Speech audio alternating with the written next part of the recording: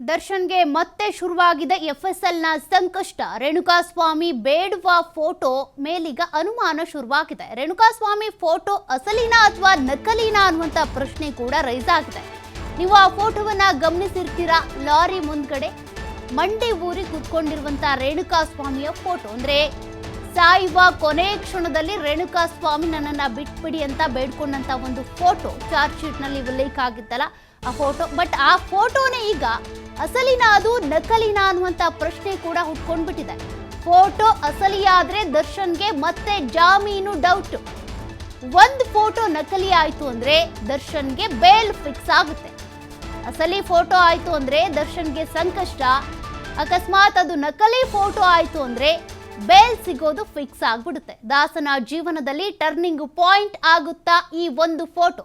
ನೀವು ಸ್ಕ್ರೀನ್ ನಲ್ಲಿ ನೋಡ್ತಾ ಇದ್ದೀರಲ್ಲ, ಕಣ್ಣೀರಿಡ್ತಾ ದರ್ಶನ್ ಮತ್ತೆ ದರ್ಶನ್ ಗ್ಯಾಂಗ್ ಅಟ್ಟಹಾಸ ಮೆರಿತಾ ಇದ್ದಂಥ ಸಂದರ್ಭದಲ್ಲಿ ರೇಣುಕಾಸ್ವಾಮಿ ನನ್ನನ್ನು ಬಿಟ್ಬಿಡಿ, ನಾನು ಎಲ್ಲೋ ಹೋಗಿ ಬದುಕೋತೀನಿ ಅಂತ ಬೇಡ್ಕೊಳ್ತಾ ಇದ್ದಂಥ ಈ ಒಂದು ಫೋಟೋ ಏನಿದೆ, ಈ ಫೋಟೋನೇ ನಕಲಿನ ಅಸಲಿನ ಅನ್ನುವಂಥ ಪ್ರಶ್ನೆ ಈಗ ಉದ್ಭವಿಸಿದೆ.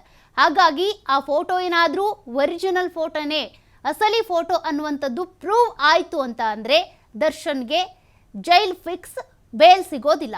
ಬಟ್ ಈ ಫೋಟೋ ಅಸಲಿ ಅಲ್ಲ, ನಕಲಿ, ಏನಾದರೂ ಇದನ್ನು ಮಾಫ್ ಮಾಡಿದ್ದಾರೆ ಅನ್ನುವಂಥದ್ದು ಏನಾದರೂ ಗೊತ್ತಾಯಿತು, ಇದು ಅಸಲಿ ಫೋಟೋ ಅಲ್ವೇ ಅಲ್ಲ ಅಂತ ಏನಾದರೂ ಪ್ರೂವ್ ಆಯಿತು ಅಂದರೆ ದರ್ಶನ್ಗೆ ಬೇಲ್ ಸಿಗೋದು ಫಿಕ್ಸ್. ಎಫ್ಎಸ್ಎಲ್ ವರದಿಯ ಮೇಲೆ ಈಗ ಎಲ್ಲ ಆರೋಪಿಗಳ ಚಿತ್ತ ಕೂಡ ನೆಟ್ಟಿದೆ.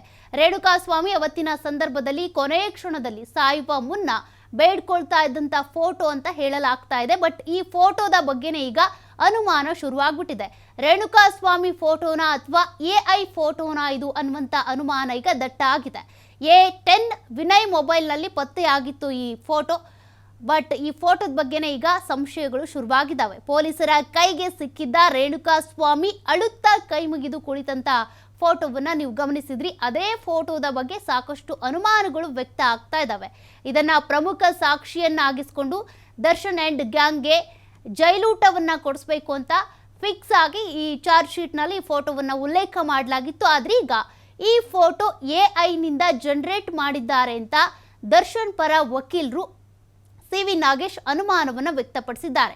ಹೀಗಾಗಿ ಇದೇ ಫೋಟೋವನ್ನ ಮತ್ತೆ FSLಗೆ ಕಳುಹಿಸಿತ್ತು ತನಿಖಾ ತಂಡ. ಈಗ ಆ FSLನ ವರದಿಗೋಸ್ಕರ ದರ್ಶನ್ ಮತ್ತು ದರ್ಶನ್ ಗ್ಯಾಂಗ್ನಲ್ಲಿ ಇದ್ದಂಥ ಆರೋಪಿಗಳು ಕಾಯ್ತಾ ಇದ್ದಾರೆ. ಆ FSL ರಿಪೋರ್ಟ್ನಲ್ಲಿ ಏನು ಬರಬಹುದು ಅಂತ ಅವ್ರಿಗೆ ಗೊತ್ತಿರುತ್ತೆ. ಅವರೇ ಏನಾದರೂ ಹಲ್ಲೆ ಮಾಡಿ ಕೊಲೆ ಮಾಡಿದ್ರು ಅಂತ ಅಂದರೆ ಒರಿಜಿನಲ್ ಫೋಟೋ ಆದರೆ ಅವ್ರಿಗೆ ಗೊತ್ತಿರುತ್ತೆ. ಬಟ್ FSLನಿಂದ ಏನು ರಿಪೋರ್ಟ್ ಬರುತ್ತೆ ಅದ್ರ ಬಗ್ಗೆ ಈಗ ಚಿತ್ತ ನೆಟ್ಟಿದೆ.